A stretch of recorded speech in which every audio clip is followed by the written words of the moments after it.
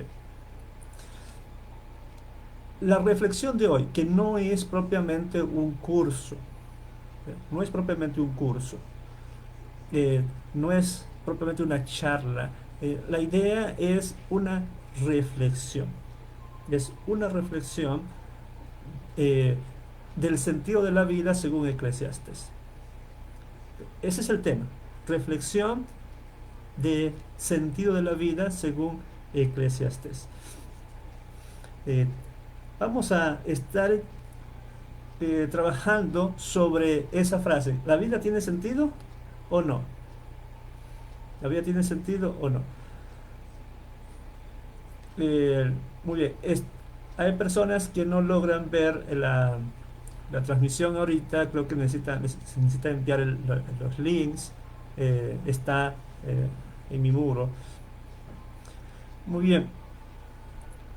Me gustaría que ustedes puedan compartir este video. Allí usen sus redes sociales. Compartan este video, por favor, para que llegue a más personas, para que más personas puedan escuchar esta reflexión. Comparte, por favor, y así estaremos con una mayor comunidad. Muy bien. Comienzo con esta pregunta. ¿El Dios del Cogelet es diferente del Dios cristiano? Eh, Váyase digamos, aclarar este asunto. El Dios del Cogelet es diferente del Dios cristiano. Primero tengo que definir qué es Cogelet, luego voy a ilustrarlo. Cogelet es la palabra hebrea para el predicador. O sea, en la Reina Valera 60 dice predicador, en el hebreo es Cogelet o Coelet. Es diferente. Digo esto y digo esto porque hace unos días, no recuerdo bien, tres días máximo, cuatro, en una importante universidad que enseña Biblia, uno de sus futuros eh, magísteres o graduados de maestría estaba exponiendo en una charla en Zoom y eso se estaba transmitiendo en Facebook. Bien, tuvo una buena audiencia, a decir verdad, había como 60 personas viendo en Facebook y otro tanto, me imagino, que estaban eh, en la plataforma de Zoom y estaban escuchando aquella ponencia del libro de Eclesiastés.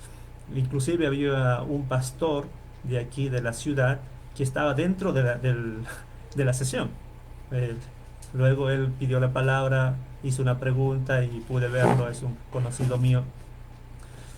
O sea, estaba lleno ese auditorio. Cuánto me gustaría tener eh, personas así, que estén llenos, escuchando.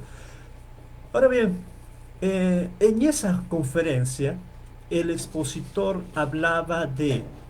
eh, hablaba de que el Dios del autor de Eclesiastés no es el Dios cristiano. Y eso a mí me causó un asombro. ¿Cómo es posible que no sea el mismo Dios cristiano? Incluso él se atrevió a decir, porque leyó su texto y leyó la palabra Dios, pero dijo con minúscula, porque el texto que él escribió estaba en minúscula. Y dijo, el Dios del Cogelet, el Dios del predicador, él hablaba de Coelet, ¿no? Bueno, la G puede pronunciarse o no puede pronunciarse. Si se pronuncia es una suavecita. Por eso, Cogelet o Coelet. Eh, Incluso lo escribió en minúscula y eso a mí me causó asombro. ¿Por qué alguien diría que el Dios de, del autor del libro de Eclesiastés, según lo que llamamos nosotros, no sea el mismo Dios cristiano, el Dios que creemos nosotros? Y todavía se atreve a ponerle en D minúscula, como que ese Dios es diferente. Luego él dijo que eh, se trata más bien de eh, diferentes perspectivas acerca del Dios del Antiguo Testamento. Diferentes perspectivas del Dios del Antiguo Testamento, pero que no representa al Dios cristiano porque ese Dios es lejano, muy lejano, en cambio el Dios cristiano es cercano. en palabras teológicas, los que conocen algo de teología, dirán el Dios del Cogelet, o el Dios del Eclesiastés, es trascendente, mientras que el Dios del cristiano es inmanente. Por supuesto, hacer esa división a mí me causó asombro y por parte creí escuchar a un tal Arrio, un tal Arrio. Y bueno, no creo que eso sea su intención. Ok. Necesito yo hacer esa aclaración. Y luego él también menciona algunas cosas de la crítica histórica que dicen que Eclesiastés es un libro muy, muy tardío. Él hablaba más o menos del siglo III, ¿ya? Siglo III, que se compuso. Sí, muchos piensan de esa manera, creo que ya más del 50% de los eruditos piensan eso, y que por cierto Salomón no sería el autor, y que este es un personaje muy que se da al abandono, muy pesimista. Bueno, hay mucha discusión al respecto. Muy bien, gracias a todas las personas que están conectados. No se olviden de compartir este video, por favor, para que tengamos una audiencia mayor y todos salgan bendecidos. Recuerda que la Academia Bíblica Pesher, su misión es bendecir y de ninguna manera destruir tu fe, sino fortalecer tu fe, ayudarte en tu crecimiento espiritual. Gracias a los que están allí y luego leeremos los comentarios. Eh, la discusión es grande y quiero pasar a explicar propiamente por qué se llama Kohelet, o por qué se dice Kohelet. Muy, muy a menudo se escucha eso en la academia. En lugar de decir Eclesiastés o el predicador, se usa Kohelet, y aquí está. Bueno, aquí Kohelet o Kohelet. Cuando la Reina Valera va a decir, dice el predicador, el hebreo dice Kohelet, eh, y aquí está el Kohelet. Es el predicador, es el maestro. ¿Ok? En griego le pusieron, pues, en la Septuaginta, ya le pusieron Eclesiastés. Aquí pueden ver ustedes, Eclesiastú. Y de aquí viene el siguiente, el versículo 2, dice el Eclesiastés.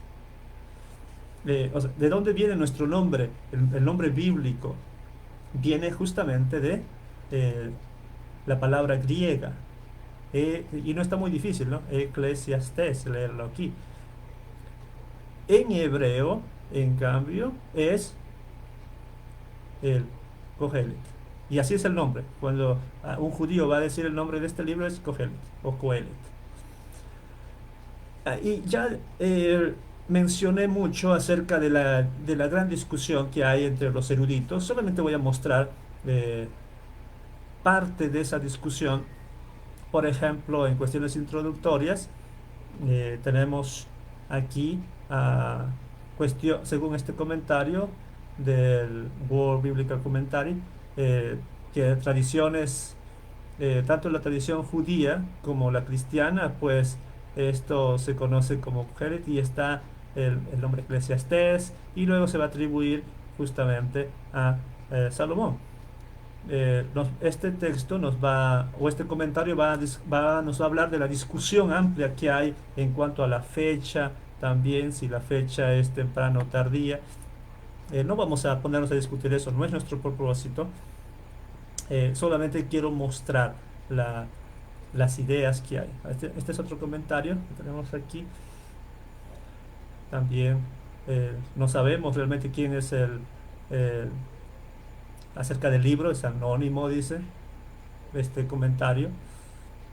Claro, no sería antes de Salomón, tendría que ser después, pero como usa muchas palabras de influencia aramea y quizá también griega, entonces ya ponen fecha tardía.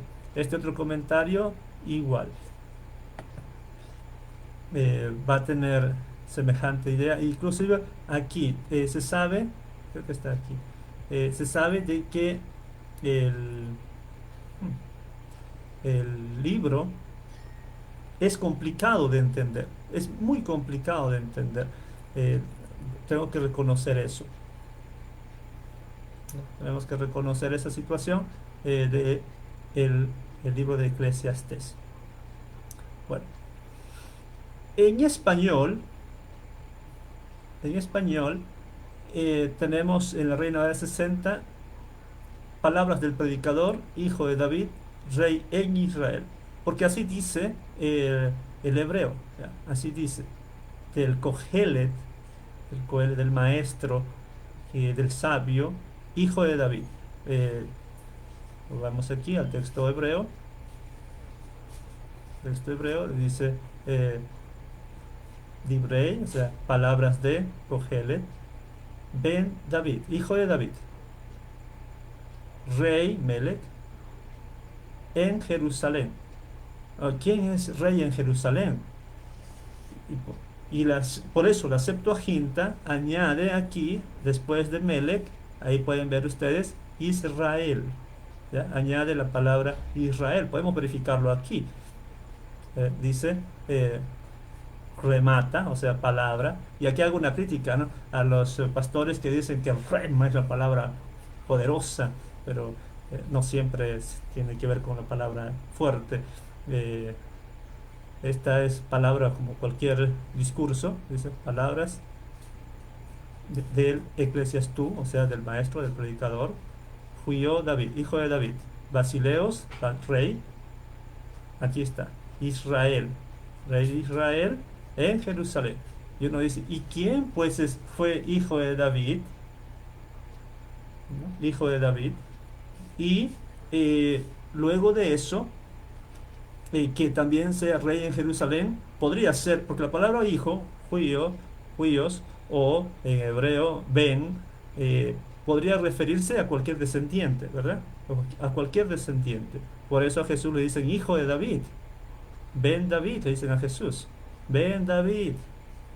Eh, pero no era hijo de David, era hijo de José según se creía, pero no era hijo de David. Era descendiente de David, igual como se va a decir de otros reyes, pero este, inclusive si fuese descendiente directo del rey David, está reinando en Jerusalén, Jerusalén, Re- ¿ok? Y, pero la Septuaginta cuando añade en Israel, eso ya está especificando más a Salomón. Ojo, estoy diciendo solamente lo que dice el texto, no estoy asegurando nada.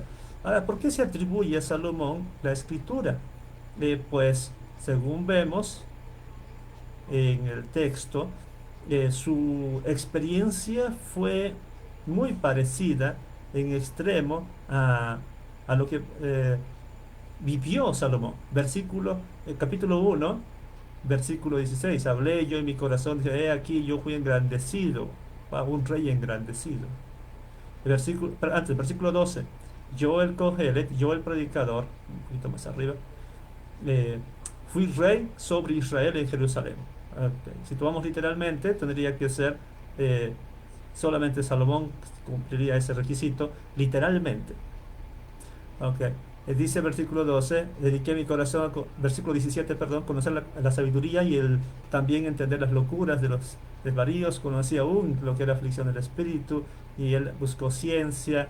Versículo 16, eh, dice que adquirió sabiduría, fueron antes de mí en Jerusalén y bueno, etc. Capítulo 2 es más específico todavía sobre la experiencia de este personaje y que claramente se le podría atribuir a ¿a quién más? A Salomón. Dije yo en mi corazón, ven ahora, te probaré con alegría y gozarás de bienes. Mas he aquí, esto también era vanidad. A la risa dije, enloqueces y al placer, ¿de qué sirve esto? Propuse en mi corazón agasajar mi carne con vino y que anduviese mi corazón en sabiduría, con retención de la necedad, hasta ver cuál fuese el bien de los hijos de los hombres en el cual se ocuparan debajo del cielo todos los días de su vida. Engrandecí mis obras, edifiqué para mí casas, planté para mí viñas, me hice huertos y jardines, planté en ellos árboles de todo fruto, me hice estanques de agua y así. Eh, dice eh, que más que todos los que fueron antes de mí en Jerusalén. Entonces, ¿quién fue tan sabio? ¿Quién fue tan rico? ¿Quién acumuló tantas riquezas? Eh, Viendo el texto, podría decir solamente Salomón. Ahora, algunos bueno, la mayoría de los críticos, mejor dicho, o la mayoría de los estudiosos, van a decir que, bueno, puede alguien inventarse esa, esa historia, hacerse pasar por él, se llama pseudografía, que alguien se hace pasar por otro escritor. Y de alguna manera también puede ser válido que alguien se haga pasar por otro. Y nos preguntaríamos, ¿sucede esto aquí o no? Y esto realmente es una larguísima discusión, eh, muy larga, porque entran muchos detalles, ¿ya? Al punto de que también se dice de que quizá hay mínimo dos autores. El primer autor sea del capítulo 1 versículo 1 hasta el capítulo 12 versículo 7 o 6, eh, y el segundo autor, los últimos versículos. Eso también es una posibilidad, dicen. Y el segundo autor corrige lo que piensa el primero, porque el primero es muy pesimista. Bueno, las opiniones están allí, pero yo no creo que se pueda decir, como se atrevió eh, este profesor o este eh, expositor allá en aquella institución que no hice mención el nombre, pero es muy conocida en Latinoamérica, al decir que el Dios del Cogelet, el Dios del autor, o por lo menos el Dios del predicador, de- del maestro, del sabio judío, es diferente del Dios cristiano. Yo no me atrevo a decir eso, por el contrario, no solamente por la fe que profeso y la lectura canónica, sino porque si se ve el texto como una unidad completa, si se ve el texto junto, los 12 capítulos juntos, se puede ver que hay una intencionalidad. Hay una intencionalidad que me gustaría subrayar. De eso va a tratar eh, charla, la charla de hoy. Subrayar la intencionalidad porque la vida debe tener sentido. Eh, Porque este expositor decía, no, la vida no tiene sentido, no, no vale la pena vivir. Porque son cristianos. Eh, Hay algunas imágenes que circulan en las redes que realmente, o pensamientos que desaniman vivir. Enfrentamos la verdad, la vida no tiene sentido, dice una imagen. Dice una imagen, no tiene sentido la vida. Eh, una carta de suicida, la vida no tiene sentido. Bueno, ¿por qué se mata la gente? ¿Por qué se suicida la gente? Porque no le encuentran sentido para continuar viviendo. Eh, Woody Allen dice, la vida no tiene sentido, todos nos acabamos muriendo. O Henry Miller, hay que darle un sentido a la vida por el hecho mismo de que la vida carece de sentido. Ok, como carece de sentido hay que darle sentido. Bueno, ya entramos al tema. Todo es vanidad, va a decir el Cogelet. Todo es vanidad. El versículo 2 comienza con ese tema. Todo es vanidad. Quizá tendríamos que volver al versículo 2. Capítulo 1, versículo 2. La Reina Valera, o si quieren podemos buscar en otra traducción. Pero va a decir lo mismo. Vanidad de vanidades, dijo el predicador. Vanidad de vanidades. Todo es vanidad. Fíjense cuántas veces aparece la palabra vanidad, ya sea en singular y plural. Vanidad de vanidades. Hasta ahí hay dos. Vanidad de vanidades. Todo es vanidad. Ya contaron. Uno, dos, tres, cuatro, cinco veces. Solamente en este versículo. Vamos pues al texto hebreo. Muy bien. Eh, Aquí está. Jabel, Jabalim, o sea, vanidad de vanidades. Amar, Cogelet, dijo el Cogelet. Jabel, Jabalim, Jacol, Jabel.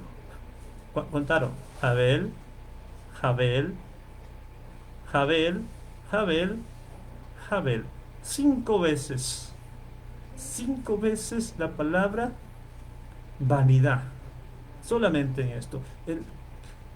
Hay que tener entonces eso en mente, porque va a ser el tema de casi el libro, la repetición de la palabra. Más de 33 veces en el libro aparece vanidad, Abel. Y significa inútil, sin sentido. La vida no tiene sentido, por eso sería la exposición de estos versículos. Veamos en forma de bosquejo. Nada cambia, va a decir desde comenzando el versículo 4 ya del capítulo 1 hasta el versículo 11. Nada cambia en la naturaleza. Nada cambia en la naturaleza. Y luego nada cambia en la historia. Podemos dar un vistazo rápidamente, no tenemos todo el tiempo, pero la primera parte va a decir, nada cambia en la naturaleza, del versículo 4. Generación va, generación viene, la tierra siempre permanece, sale el sol, se pone el sol, se empieza a volver a su lugar, se levanta, el viento tira hacia el sur, rodea el norte. Bueno, nada cambia en la naturaleza. Luego va a decir que nada cambia en la historia, que la historia sigue repitiéndose. No hay nada debajo del sol, no hay nada nuevo. Los siglos ya fue en los siglos que nos han precedido.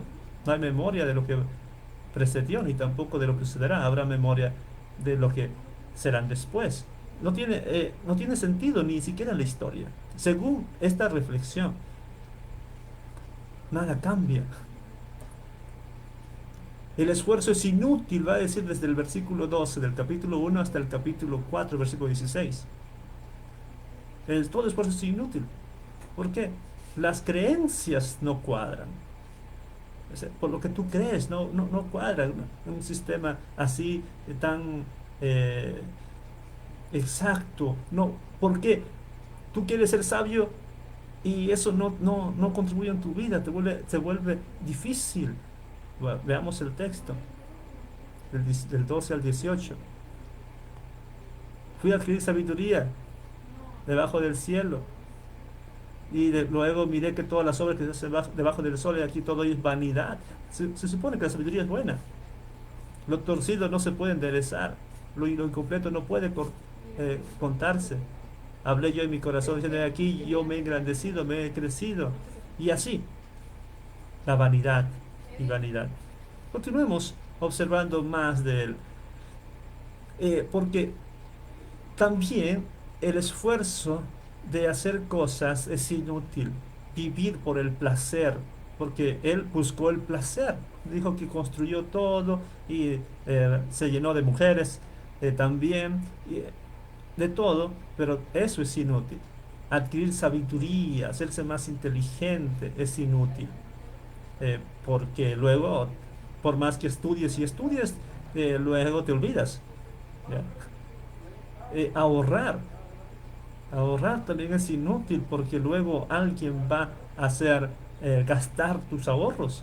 Tus hijos van a derrochar lo tuyo. Así que, como es inútil, pues comamos y bebamos que mañana moriremos. Mira, su pensamiento de la vanidad de la vida. El trabajo también es inútil. Nosotros decimos que el trabajo dignifica, el trabajo es lo mejor que podemos tener. Pero no, el trabajo es inútil. Porque hay tiempos inoportunos. Uno diría, wow, el Eclesiastés me gustan 2 pasajes. A mí, aparte del capítulo 12, antes del capítulo 2 me gustan dos. Capítulo 3, que habla de todo tiene su tiempo, pero también el capítulo 5, que habla de cumplir las promesas. Eh, Hablando de todo tiene su tiempo, pero esos son tiempos inoportunos, porque hay tiempo para uno y hay tiempo para otro. Y por tanto no tiene sentido, porque de alguna manera vas a poder hacer uno o lo otro. También es inútil porque hay el trabajo, eh, hay opresiones y injusticias. En el trabajo hay opresiones e injusticias. No tiene sentido. Los éxitos mal pagados, y todo eso hace que uno se sienta muy mal. Que, ¿por qué no tengo éxito? Y si tengo éxito, no es como uno espera. Del capítulo 5 hasta el final, hasta la sección, digamos, casi yo diría final, eh, tenemos enigmas de la vida. Enigmas de la vida. Con preguntas, por ejemplo. ¿Quién sabe el bien del hombre? ¿Quién sabe el bien del hombre? ¿Por qué?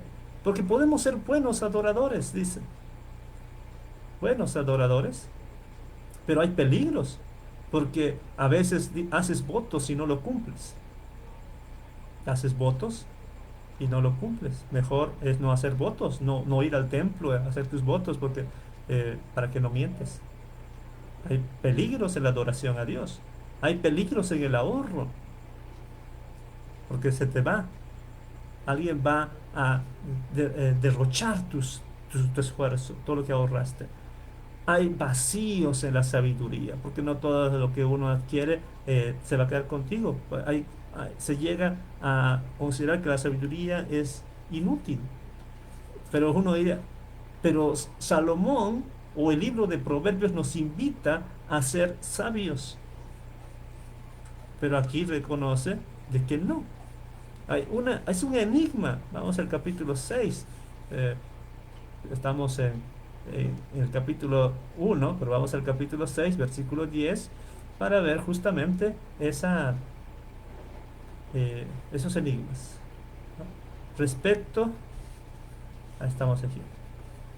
Ciertamente las muchas palabras multiplican la vanidad. ¿Qué más tiene el hombre? Porque ¿quién sabe cuál es el bien del hombre en la vida? Todos los días de su vida es de vanidad, los cuales él pasa como sombra, porque ¿quién enseñará al hombre qué será después de él debajo del sol? Porque vas a morir de todas maneras. No tiene sentido vivir. Por más de que seas sabio, también hay insensatez. Por eso ponen aquí contraste. Y va a enmarcar todo esto de a veces que lo sabio no es tan anhelado. Mejor es oír la reprensión del sabio que la canción de los necios, y va a continuar hablando de esta cuestión. Hasta el momento estamos viendo puro pesimismo, puro pesimismo. Luego va a hablar de la injusticia. No hay justicia. Por eso dice, no seas demasiado justo, porque no hay justicia. Y de ahí concluye. Bueno, continúa diciendo, no hay justo. Cualquiera puede ser víctima. Habla de recompensas injustas y que todos tendrán al fin y al cabo el mismo destino. ¿Cuál es el mismo destino? El, la, la muerte. Mismo destino, la muerte. Tanto justos como injustos morirán. Eh, Finaliza esa sección que ni la sabiduría protege del mal. Nadie conoce su tiempo. Nadie sabe cuándo vas a morir. El pobre es despreciado. La insensatez estropea la sabiduría. Y por tanto hay que lanzarse a la ignorancia. No tiene sentido la vida. Es la reflexión que hace este predicador, este sabio. Hasta allí, solamente leyendo hasta allí, vale la pena preguntarse, ¿la vida tiene sentido? La respuesta hasta allí es no. No tiene sentido vivir. Hasta ese momento, lo que estamos viendo es un pesimismo, un fatalismo total, que por más que te esfuerces, todo lo que te esfuerces en la vida, igual vas a morir. ¿Tiene razón? Sí, tiene razón. Igual vas a morir. Por más justo que seas, vas a morir. por más pecador que seas, vas a morir. Hay justos que mueren jóvenes y hay injustos que mueren llenos de años. ¿De qué sirve ser justo? Dice el predicador. ¿De qué sirve ser sabio? ¿De qué sirve ser trabajador? ¿De qué sirve todo lo que hagamos, las cosas buenas que hagamos? Hasta allí, hasta donde hemos leído, la vida no tiene sentido. No tiene sentido vivir. Por eso, cuando yo estudié en el Instituto Bíblico Betania, allá en Satipo, el profesor que me enseñó el curso de introducción al Antiguo Testamento dijo, si van a predicar Eclesiastés, nunca prediquen un pasaje del capítulo 1 al capítulo 11 de manera aislada. No prediquen de manera aislada. O sea, solamente ese pasaje. Tienen que leer ese pasaje a la luz de todo el libro. Y el libro no concluye en el capítulo 11, versículo 6, o en el 12, 9. No concluye allí. Por eso es importante, en el caso de Eclesiastés, leer completo, del capítulo 1 al capítulo 2. ¿Ok? Continuemos con esta reflexión. Y hay un gran pero. Hay un gran pero. Pero habrá juicio después de la muerte.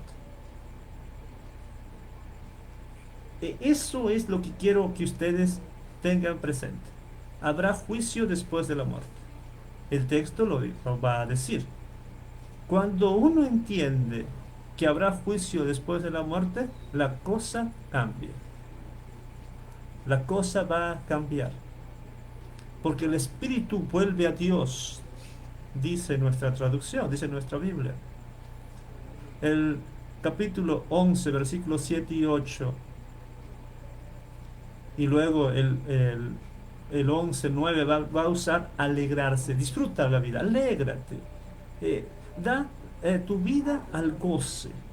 Veamos el texto. Estamos en Eclesiastés. Vamos a poner el capítulo 11. Y estoy en Reina Valera 60. ¿Qué dice aquí? Suave,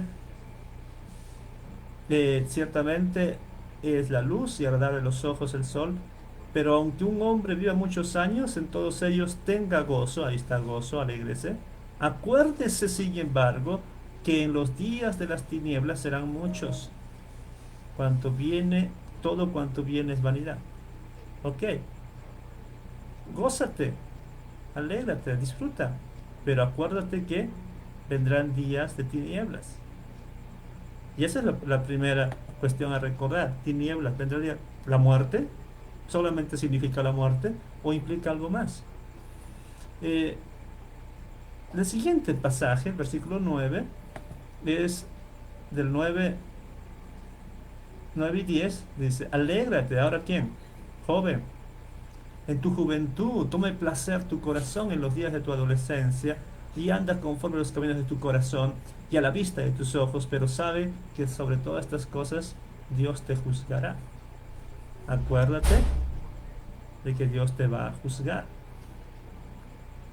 ¿Qué más? También acuérdate de, de la vejez.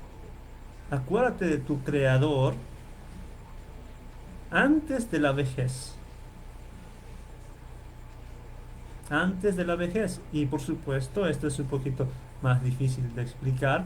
Sería el capítulo 12. ¿No? Acuérdate de tu Creador en los días de tu juventud, antes que vengan los días malos y lleguen los años de los cuales digas no tengo en ellos contentamiento.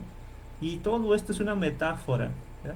Todo esto es una metáfora para decir que uno va a envejecer. ¿Ya? Que uno va a envejecer. Dice, acuérdate de él antes de que la luz del sol, de la luna y las estrellas se vuelva tenue a tus ojos viejos. Aquí ya está explicando. Esa traducción lo que hace es explicar. Entonces, que te quite la visión. y las nubes negras oscurezcan para siempre tu cielo.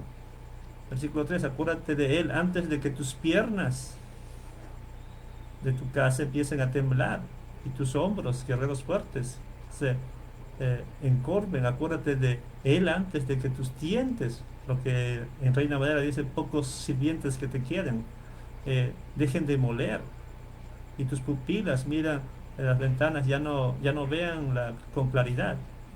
¿Qué está diciendo? Antes de que te vuelvas anciano, acuérdate de tu Creador. Por supuesto, ya más adelante va a decir, antes de que mueras. Sí, versículo 6. Acuérdate de tu Creador, ahora que eres joven, antes de que se rompa el cordón de plata de la vida y se quiera la vasija de oro. No esperes hasta que la jarra de agua se haga pedazos contra la fuente y la polea se rompa en el pozo. No entiendo esto. Bueno, habla de la muerte. Pues ese día el polvo volverá a la tierra. Reina Valera 60 es muy clásico porque se usa en los sepelios, ¿no? El polvo vuelve a la tierra como era y el espíritu vuelve a Dios que lo dio. Acuérdate de Dios antes de que mueras. ¿Por qué? ¿Por qué debes acordarte? Bueno, ya había dicho que teme a Dios y guarda sus mandamientos porque Dios va a juzgar. Los últimos versículos va a hablar de lo mismo. Teme y guarda sus mandamientos. Así concluye el libro. Estamos dando una lectura canónica completa.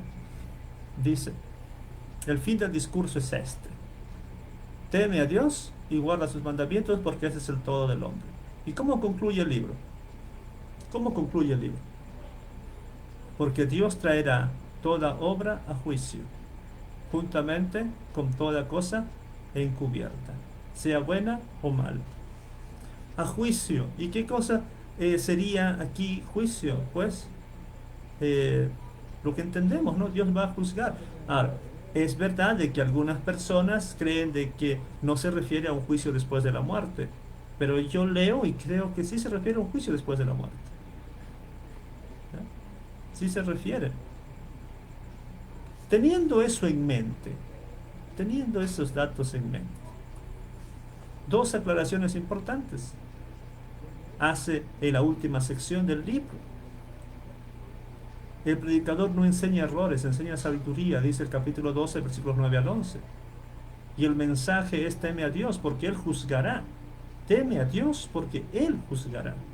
Él juzgará a todos los seres humanos. Y yo preguntaré, ¿tiene sentido la vida? Sí, tiene sentido la vida. Porque habrá un juicio después de la muerte. Solamente porque habrá un juicio después de la muerte, entonces todo tiene sentido. Y yo preguntaré, digamos, de manera ya puntual a cada uno de ustedes, a modo de reflexión, ¿estás viviendo de tal manera que salgas aprobado o salgas aprobada de ese juicio? ¿Estás viviendo de tal manera que salgas aprobado y aprobada de ese juicio? Muy bien. Recuerden la pregunta, ¿tiene sentido la vida? Y el tema de la charla de hoy es el sentido de la vida según Eclesiastés. Hasta el capítulo 11, versículo 6, este predicador nos estaba hablando, o este maestro, o este sabio nos estaba hablando, que la vida no tiene sentido. No vale la pena trabajar tanto. No vale la pena ser sabio. No vale la pena ahorrar. No vale la pena ser justo. No vale la pena, y mencionó una serie de cosas. Y estaba entrando al fatalismo, estaba entrando al sinsentido de la vida porque todos vamos a morir.